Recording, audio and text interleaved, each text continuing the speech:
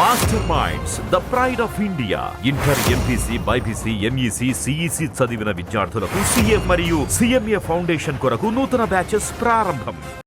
Tirupati SVU police స్టేషన్లో 18th evening royal నగర్లో జరిగిన మర్డర్ మరియు ఒక అటెంప్ట్ మర్డర్ కేసులో ముద్దాయిని అదుపులో తీసుకోవడం జరిగింది. ఇది చాలా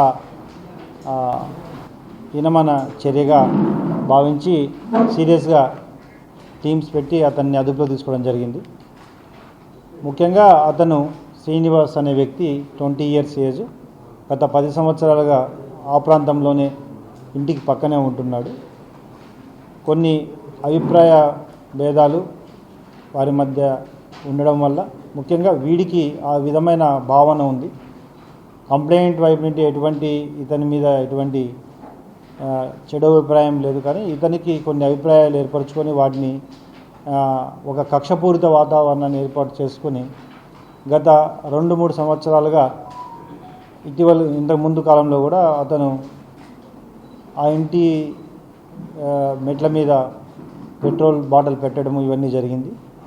తరువాత కాలంలో మొన్న ఇతను ఒక ప్లాండ్గా వాళ్ళ ఇంట్లోకి వెళ్ళి 2 వ్యక్తులు ఉన్నప్పుడు వారిద్దరిపై దాడి చేసి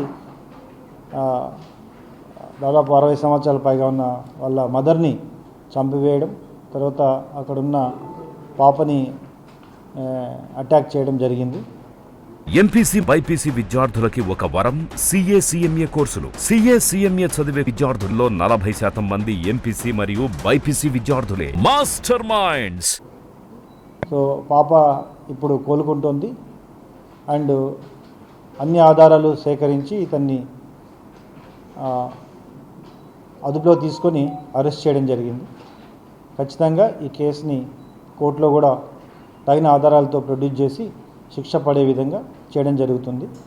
ఈ కేసులో ఇన్వెస్టిగేషన్ ఇమ్మీడియట్గా టేకప్ చేసి ముద్దాయిని పట్టుకున్న విషయంలో మంచి ప్రతిభ కనపరిచిన ఎస్డిపిఓ తిరుపతి, సిసిఎస్ డిఎస్పి మరియు లోకల్ ఇన్స్పెక్టర్, వారి సారథ్యం వహించిన అడిషనల్ ఎస్పీ అందరినీ అభినందిస్తున్నాను.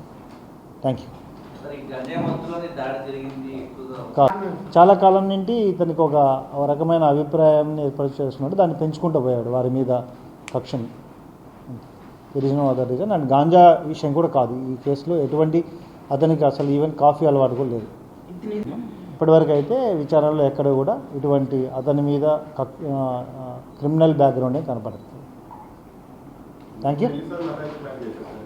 ఇతను ఇంతకు ముందు ఇంత పకడ్బందీగా ప్లాన్ చేసట్లేదు కానీ బట్ 2-3 సార్లు పెట్రోల్ బాటిల్ వాళ్ళ ఇంటి ముందు ఉంచడము, వాళ్ళ సీసీ కెమెరాలు కనపడకుండా దానిపై ఒక దుప్పటి ఉంచడం, ఇది లాస్ట్ 3-4 months చేశారు. వారు మరి మామూలుగానే ఈ ఇష్యూ మీద ఈ అబ్బాయి అని చెప్పి అనుమానపడి వాళ్ళని కూడా దండించడం కూడా జరిగింది. మరిన్ని వీడియోస్ కోసం ఛానల్ ని సబ్స్క్రైబ్ చేయండి. లేటెస్ట్ అప్డేట్స్ కోసం వాట్సాప్ ఛానల్ ని ఫాలో చేయండి. అండ్ లింక్ డిస్క్రిప్షన్ లో ఉంది.